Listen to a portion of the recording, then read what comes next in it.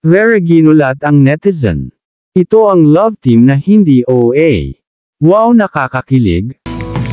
Mapagpalang araw mga kalinga. Alam mo na ba ang latest? Tara, ating alamin. Pero bago ang lahat, paki-subscribe mo muna ang aking munting channel, pati na si Kalinga Prab at Kuya Bal Santos. Maraming salamat po. Bagay na bagay sila. Natural na natural ang tandem, hindi awkward panoorin, parang mga K-pop idols sila. The best.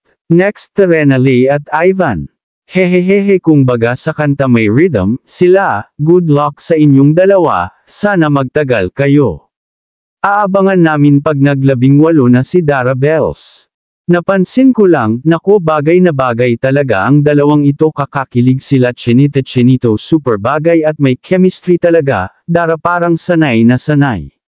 Guys, sino yung nakangiti na lang hanggang matapos? Sobrang kilig, grabe. Congratulations Dara and Raz, ang gagaling nyo. Di na yata nakipot yung bibig ko hanggang matapos.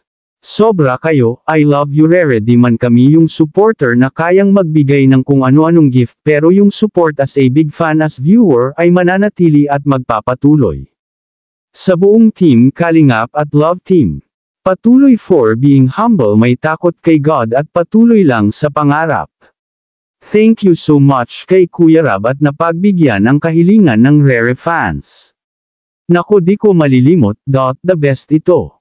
Thank you din po sa ALM team, syempre especially kay Boss Alvin. Nakikibos na ako, may aabangan tayo guys, there's more pa in the future dahil marami pang plano si Boss A para sa team ng Kalingap.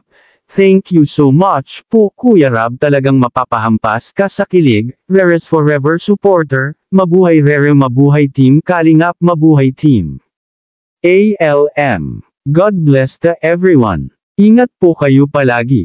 Anong masasabi mo tungkol dito mga Kalingap? I-comment mo lang sa baba ang gusto mong sabihin at ating babasahin isa-isa. Maraming salamat po. To God be the glory.